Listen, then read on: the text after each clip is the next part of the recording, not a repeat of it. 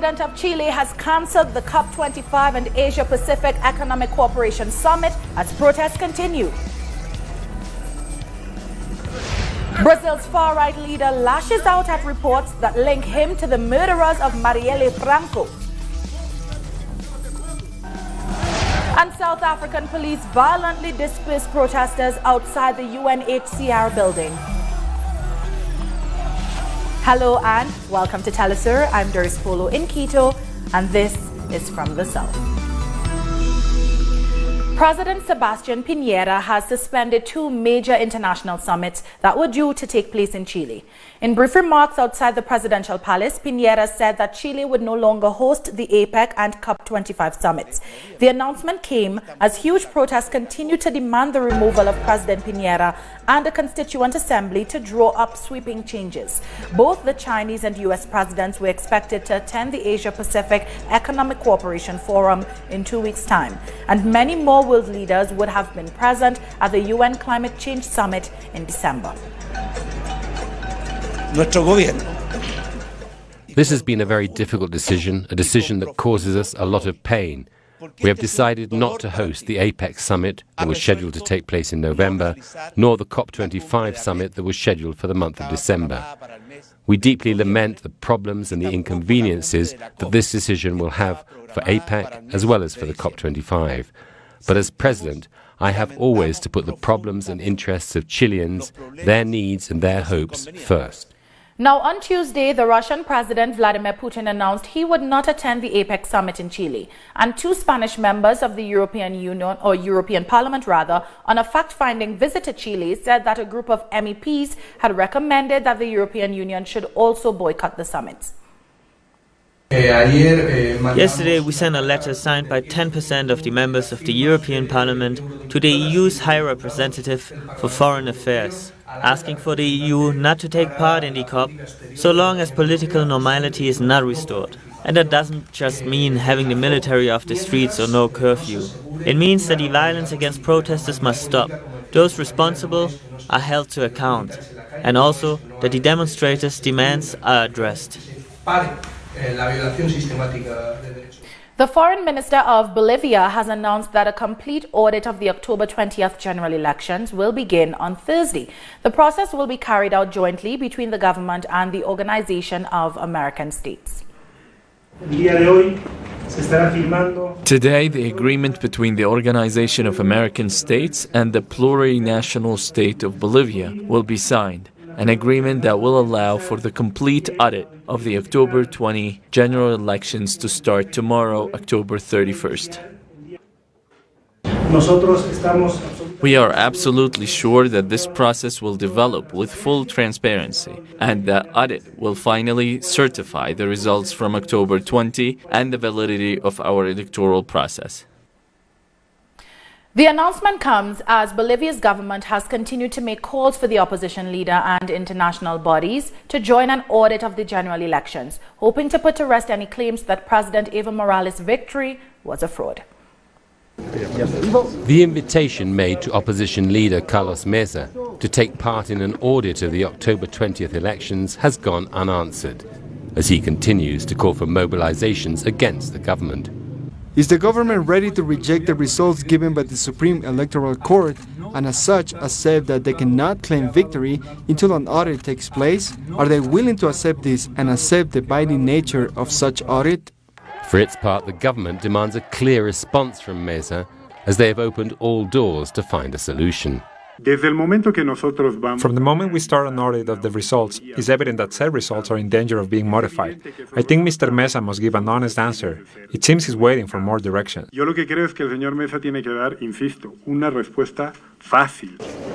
President Evo Morales has reiterated his position that if any irregularity is found in the results, he is willing to take part in a runoff vote.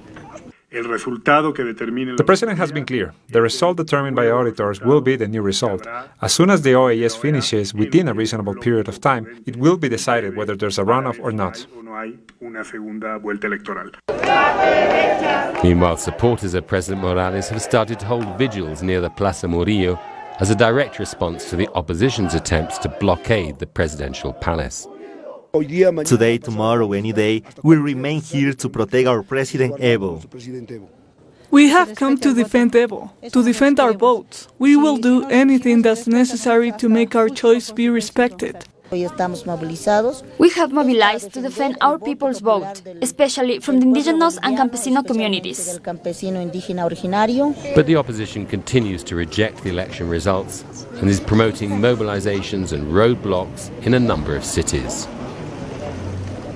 In other news, on Tuesday night, Brazil was rocked by a bombshell revelation that allegedly links the country's far-right president to the murder of Rio councilwoman Marielle Franco. According to media giant Rede Globo, one of the men responsible for Franco's murder visited the private complex where the then deputy lived hours before committing the crime. He also registered as a visitor for Jair Bolsonaro, who was in Brasilia at the time. The guard on duty has confirmed that someone inside Bolsonaro's apartment authorized the entry of Elcio Quiroz to the complex. Quiroz then headed to Ronnie Lesa's home, which is inside the same complex. Lesa is the man accused of firing the weapon that killed Marielle Franco and her driver, Anderson Gomez, while Quiroz drove the vehicle used for the murder. Now, even though Lesa and Quiroz have already been charged with Franco's murder, many have continued to question who the real authors of the crime were. Soon after the revelations were made public, the far-right president lashed out on social media at the reports. In this video, Bolsonaro shouts and threatens Brazilian media, coming close to tears as he proclaims this will not stick, and claiming that Rede Globo is persecuting him, while also saying he could revoke their broadcasting license. A number of Brazilian lawmakers have announced they will call for an emergency meeting with the Supreme Court's president to look into the allegations.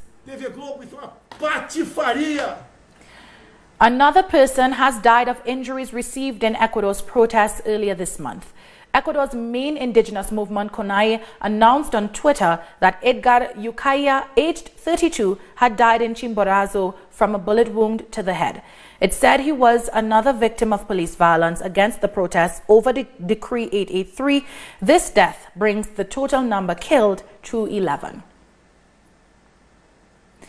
Judges from the Peruvian Constitutional Court have voted unanimously to challenge President Martin Vizcarra's decision to dissolve Congress. Opposition lawmakers brought a legal case against President Vizcarra on Tuesday, contending that he broke the law when dissolving the legislature, triggering a constitutional crisis. Various groups have protested against the measure outside the Constitutional Court. The competency claim for processing is allowed, and the executive power will be notified so that the questions are answered in accordance with Vizcarra's right to a defense in the corresponding time. Venezuela's National Constituent Assembly has approved an agreement to deepen ties with Russia. The deal seeks to establish a greater relationship between both countries' oil companies, PDVSA and Rosneft, following the illegal sanctions imposed against Venezuela by the United States. President of the Assembly, Diosdado Cabello, applauded Russia's support for the Latin American country as it stands firm against the international blockades. We'll take a short break now. When we come back, Jamaica signs an MOU with the United States. We'll tell you why in a moment.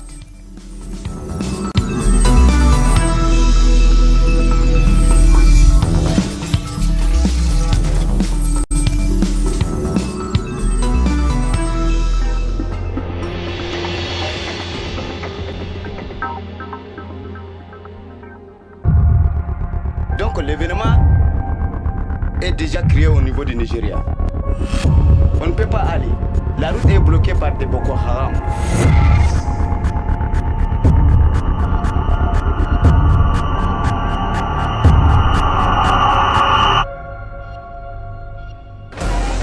Regarde la situation des Boko Haram. Ils ont quitté les îles pour venir s'installer ici à Maki.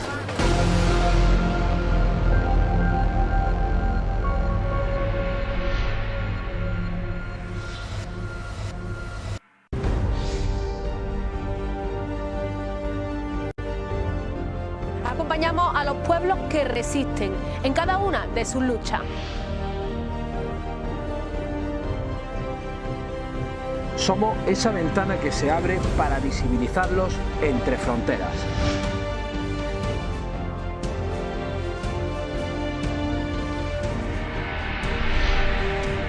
third place, only on Telesur.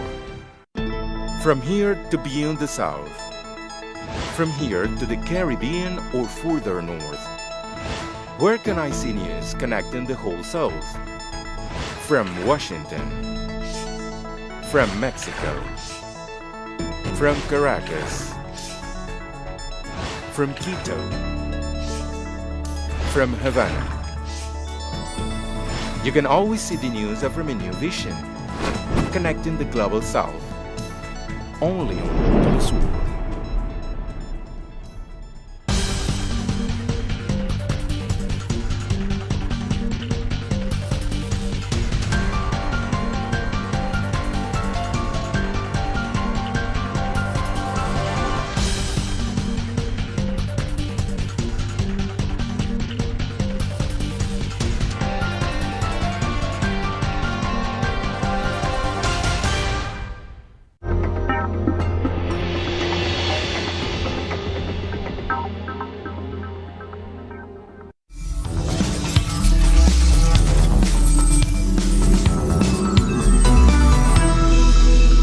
Welcome back. Jamaica's security minister told the parliament on Tuesday that the country has signed a new security arrangement with the United States for the interception of communications. This comes after the Supreme Court found that the MOU signed between the then government and the United States in 2006 was unsatisfactory and inadequate, which he said meant that the use of that MOU was unlawful. That last week, Wednesday, October 23, 2019, we signed with our U.S. partners a new agreement which will satisfy the legal requirements of our Constitution and will provide a strong basis for increased cooperation on operationalizing all arrangements in fighting transnational criminal activity out of Jamaica. We expect to conclude a similar agreement with Canada in short order. We operate under a different protocol with the United Kingdom, which is also being finalized. In Guyana, more than 25,000 people could be excluded from the 2020 official list of electors, or OLE. That is, if they do not retrieve their national identification cards, some of which remain at the Guyana Elections Commission, or GECOM, since 2008. Opposition-nominated Commissioner Sace Gunraj said the names will be published in the newspapers with a maximum of 21 days to collect. Failure to do so means they will be unable to vote. Government-nominated Commissioner Charles Corbin clarified, however, that while these persons will be removed from the OLE, their names will remain on the National Register of Registrants. Antigua and Barbuda's cabinet has voted in favor of securing a U.S. $15.8 million loan from Banco del Alba to purchase additional shares in regional carrier Liat.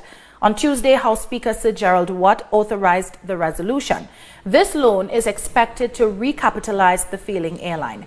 Prime Minister and Minister of Finance Gaston Brown hopes the changes will make Liat more efficient and profitable, but warned it would come with cuts, including a reduction in salary and wages. Trinidad and Tobago's Prime Minister has labeled his political opponent Watson Duke bold-faced for intending to contest elections while facing charges for rape and sedition. Duke, who leads the newly established Progressive Democratic Party, will contest local government elections on December 2nd and general elections constitutionally due by 2020. When a person is on a criminal charge, that person is not supposed to be so bold-faced enough while being on a criminal charge to want to lead any part of this country. And I don't say that about Watson Duke alone. I say it about Glenn Ram in Mayaro, who is chairman of the Mayaro Corporation while on bail for bribery. And as a people, especially Tobago people, when a person is on a criminal charge, that person is not, for me, the best that the community could offer to lead your business. And I want to say something to Tobago young people, the handful of them who see Watson Duke as their savior. What are you saying to yourself and parents to your children, that this doesn't matter? Well, I beg to differ. It does matter. Character matters in leadership, and I make no apologies for that. Secondly, Mr. Duke is a tool of the very corrupt and dangerous UNC in Trinidad and Tobago. South African police have used water cannons and tear gas to disperse hundreds of people gathered outside the office of the UN High Commission for Refugees in Cape Town. The protesters were holding a sit-in for 24 days over the safety of foreign nationals in the city. This overflowed into the mall that houses the UNHCR office, prompting the landlord to successfully apply for their eviction. For weeks, the demonstrators have asked to be evacuated from the country to find safety. In Somalia, flash floods have killed at least 5 people in the capital Mogadishu. More than 180,000 have been forced to flee their homes due to the flooding. Rescue teams are continuing to search for bodies following reports of more missing people. Meanwhile, on Monday, another 10 people died when a rescue boat capsized in the central town of Beledweyne. Members of a Kenyan community that was violently displaced to make way for British-owned tea plantations in 1934 are demanding reparations from the British government. The community has lamented that 5 decades after their country gained independence, they are still unable to return to their land as it remains in the hands of multinational corporations such as Unilever, who use it to produce cash crops. The violent expulsion of black people from fertile farmland was widespread across Africa during colonialism. The people who were chased away from this soil is the Kipsigis community. And actually the shareholders, the current shareholders who are in Britain are reaping profits out of the proceeds which is planted on our soil. Egypt's Foreign Minister Sameh Shoukry says his country is willing to participate in internationally mediated talks with Ethiopia over a dam the latter is constructing on the Nile River. Shoukry told visiting German Foreign Minister Heiko Maas that Cairo is committed to finding an amicable solution to the dispute with Addis Ababa. The two nations have been at loggerheads for more than a decade over the Grand Ethiopian Renaissance Dam. Egypt says the project, located near Ethiopia's border with Sudan, will drastically reduce the flow of the Nile, on which it depends for around 90% of its water supply. Ethiopia, on the other hand, insists that it needs the dam to generate electricity to meet its energy needs. Egypt, Sudan and Ethiopia will meet in the United States on 6 November in attendance of representatives of the U.S. administration to break the deadlock in the ongoing negotiations regarding the Renaissance Dam. Coming up, survivors of the 2017 Grenfell Tower fire received the first report on the incident.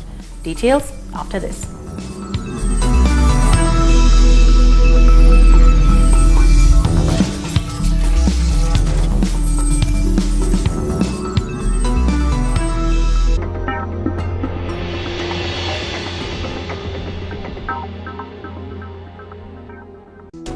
The life is full of moments. Moments of fight. Moments of hope.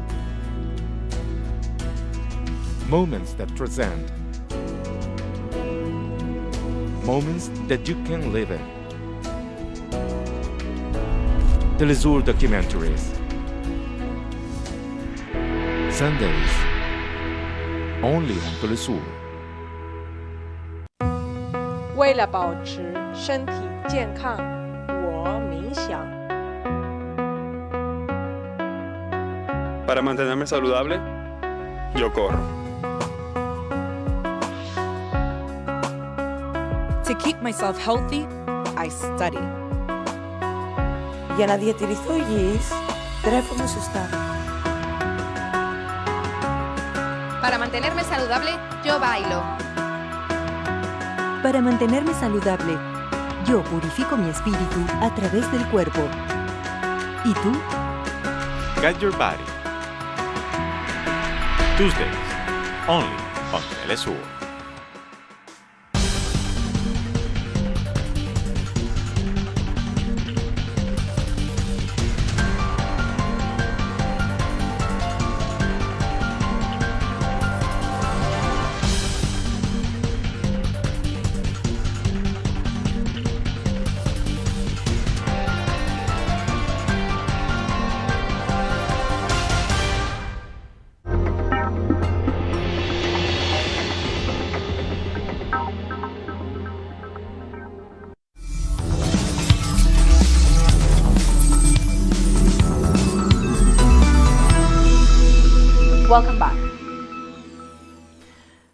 the first report of the Grenfell Tower fire is released, survivors who lost family members have blamed the London Fire Brigade for telling residents to stay indoors when the blaze took hold. This, as the report said, highly combustible cladding fixed to the 24-story block was the principal reason the 2017 fire spread so quickly.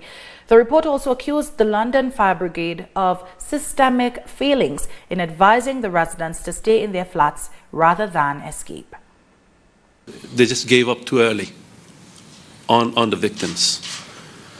The building fire went out of its own accord. It wasn't put off by London Fire Brigade. The reason it went out because there was nothing else left to burn. They allowed the bodies of the loved ones to just cremate. On the night, we knew and we saw how you failed, and you should have put the fire out when you should have, but knowing that you couldn't tackle a fire that was bigger than you can imagine and harder to put it out, you should have implemented a rescue mission a lot earlier.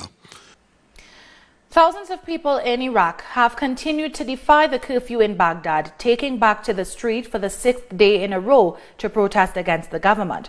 Protesters have erected barricades on a bridge leading to the capital's fortified green zone as security forces continue to lob tear gas canisters towards them. On Tuesday night in Karbala, security forces opened fire on protesters, with reports stating at least 18 people were killed. Lebanese security forces managed to open a number of blocked roads after 13 days consecutive of demonstrations. On Wednesday, troops cleared one major route north of Beirut, removing tents which had been blocking the traffic. This comes one day after the Prime Minister handed in his resignation, as protesters have vowed to remain on the streets until more authorities resign.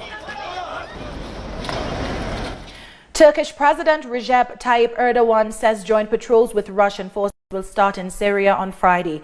The announcement comes a day after a deadline expired for the withdrawal of Syrian Kurdish fighters. Rusya tarafı bize that 34,000 terrorists left Tel Rifat, Manbij and the east of the Euphrates with 3,260 heavy weapons and moved out of the 30-kilometer strip. Information in our hands has not been a success in a full sense. We will give our to them after our field assessments. We will begin joint work in the field with Russians on Friday. We will begin patrols, and if we see that members of the terrorist organization have not been moved out of the 30-kilometer area, or if attacks continue no matter from where, we reserve our right to carry out our own operations. Over the weekend, the President of the United States announced that the leader of ISIS, Abu Bakr al-Baghdadi, had been killed in Syria's Idlib province. But the announcement has been met with skepticism by Syrian authorities and a number of other parties. Bakr al-Baghdadi is dead. Over the weekend, President Trump assured that the leader of ISIS blew himself up with a suicide vest when he was cornered in his hideout in Idlib. However, while Ankara and Baghdad say they had a main role in the operation, the Russian Ministry of Defense has called its reliability into question. We believe that Trump is trying to involve those countries into an endless fight against Al-Qaeda and Daesh, since the armed groups will try to retaliate against Iraq and Turkey countries for al-Baghdadi's death if he was truly killed, since there's no evidence that proves it so far. Al-Baghdadi's death was announced right when Trump seeks victories to embellish his own image and prove he has been successful in fighting terrorism.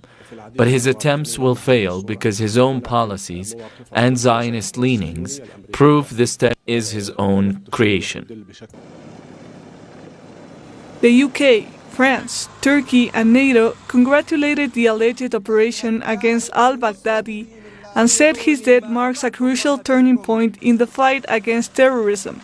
But experts agree with Iran in saying that all Washington did was eliminate their own creation, and that the terrorist plans will not be affected.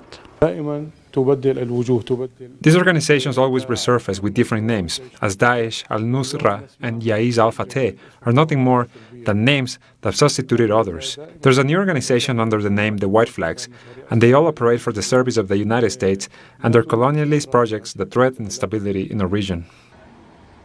While the Syrian government has remained mum about al-Baghdadi's alleged death, they've criticized the White House for continuing their alleged war on terrorism to intervene on Syrian land. They also said that U.S. troops that withdrew to Iraq have once again invaded areas that are rich in oil in the northeast of the country to allegedly protect this land from ISIS. And with that, we've come to the end of this news brief. You can find these and many other stories on our website at telesurenglish.net. For our viewers in Africa, remember you can find us on Starsa Channel 461 in South Africa and Channel 539 in Nigeria. And join us on social media. For Telesur English, I'm Doris Polo. Until next time.